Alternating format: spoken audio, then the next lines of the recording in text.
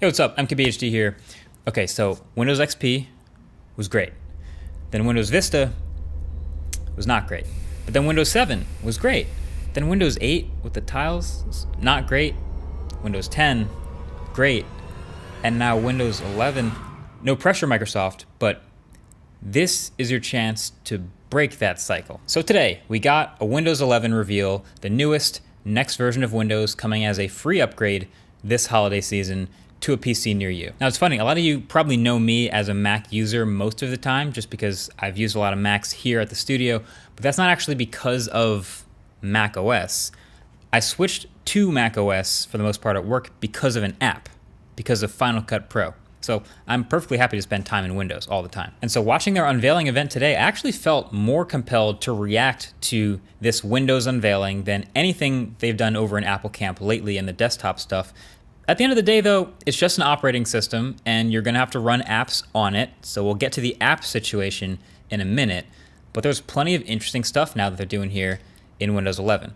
So first of all, the whole aesthetic is refreshed pretty dramatically. So we got this new design that I would describe as very glassy, like there's a lot of shininess and transparency and glassy, translucent elements, things happening through here. As much as it's probably cringe to say it, it kind of does remind me a little bit of the hype around Windows Vista when we had that super flat Windows XP and then Vista was all this glass. But of course now it's much brighter and lighter, and I'm just going to stop mentioning Vista now. There is a new start menu in Windows 11, which might make you a little nervous if you're familiar with them messing with the start button and the start menu in the past, but it's pretty good. It's actually centered now by default to keep with the theme that Windows 11 should be the center of your ecosystem, but you can always move it back over to the left if you want. But yeah, it has the glassy look. It also now has suggestions for apps and documents to open that you recently used. Makes a lot of sense here. And then similar to how on Android you could swipe over to see a Google Discover page, or on iOS how you could swipe over to see a bunch of widgets with information, or even on the Mac you could do this. Now on Windows 11 you can swipe over and you get a pane of widgets with information customized by AI. So it's this glassy pullover, and I assume it'll get better over time as it learns you, but it has some level of customization. And so you can see things like weather and news stories and social posts all over here, and you can fully swipe over to go full screen with this if you want to just live here for a little bit. It's pretty cool. Then here's an interesting, no doubt pandemic-inspired feature. Microsoft Teams is now built into Windows natively. Now, okay, here's the thing. So Microsoft Teams, I get it. It's their communication app. They want to use it as much as possible. But also, Microsoft owns Skype.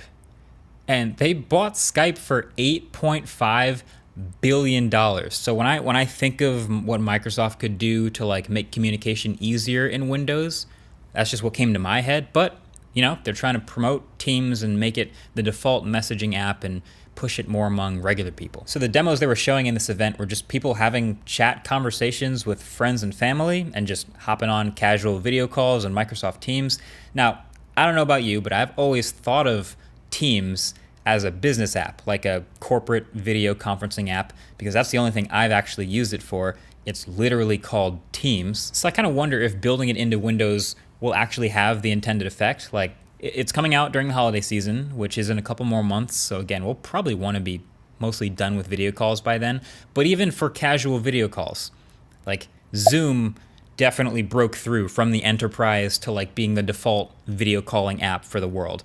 Microsoft, like I said, owns Skype, but also now FaceTime from this recent iOS update will allow you to send links to people on Android phones and web devices, and Windows users can jump on FaceTimes now. So yeah, I don't know if Microsoft Teams is going to be that thing, that hard-hitting standard default, but we'll see. I do love, though, the new window management controls. This is something Windows has been ahead on for a while, and they're still great at. Now, in Windows 11, you hover over the Maximize button, I believe, and you get all these new multi-window snap presets. Super dope for people who work with multiple windows open all the time, like I do. And also, Joanna Stern has an awesome exclusive piece over on the Wall Street Journal right now that posted today. You should definitely read it. I'll link it below. And in that, she mentions there will be a Windows like memorization, basically, with external displays. Now, so if you've ever had an external display with a Windows laptop in the past, it's kind of annoying when you have a bunch of stuff nicely laid out on that monitor and then you unplug it and things all just appear on your laptop. Not anymore. Now, they will memorize their location on that monitor. When you unplug the monitor, they'll all minimize. And when you plug that monitor back in, they'll all go back to where they were.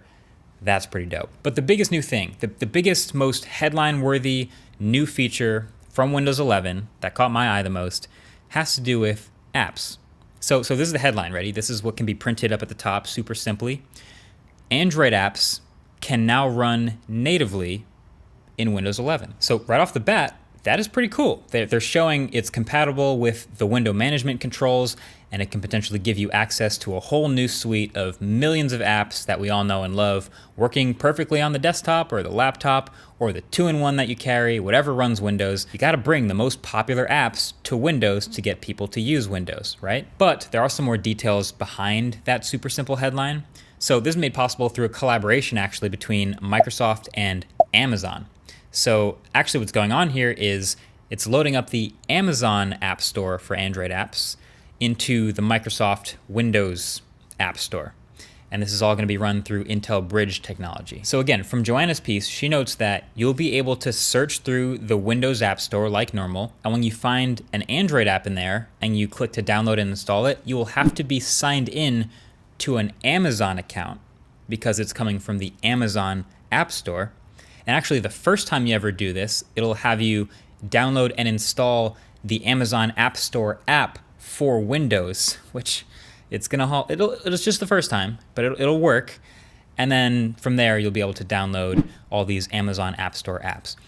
It's not 100% overlap with the Google Play Store, from my experience. It's pretty close, but it's the Amazon Android App Store loaded up into the Windows App Store, if that makes sense. So maybe the headline should really read, Android apps that are in the Amazon App Store will work natively kinda on Windows 11 as long as you have a Microsoft and Amazon account. Basically, it just feels like a super official sideload. It doesn't quite feel native, but they'll try to make it feel as native as possible. The move to do this, by the way, makes perfect sense. Like, meet the people where you want them to be with their apps that they already like. It's the same reason you can run Android apps on a Chromebook, and you can run iOS apps on a Mac. It doesn't mean they're gonna be good. Like, there's a bunch of bad examples of them not really working great. They might suck for non-touch input. They might just have functions that are broken or just don't work as well when they're on a computer versus when they're actually on a mobile device. So it's maybe the most convoluted version of it all, but at the end of the day, you can say you offer Android apps on Windows. Sure. So those are all the big new changes, the huge bullet points. Windows 11 is looking fresh and clean with this new aesthetic, and I, for one, am definitely on board with that part. It feels modern, and there's lots of other behind-the-scenes and under-the-hood changes as well, I'm sure. It's 64-bit only, for one, and there's also a couple other more interesting new system requirements. So there's a compatibility tool that people can use now to check if their PC they currently have will work with Windows 11, but I think we'll learn a lot more as the betas start rolling out and people start using them about graphics improvements and security and privacy and optimizations and all that fun stuff. But in the meantime, that's Windows 11. So not bad. I'm impressed. I think they might have just broken this cycle. The on-off, I don't want to jinx it, but I kind of like this update. We'll see. Let me know what you think in the comment section below. If you have any strong thoughts on the new design or any of the stuff we've talked about here.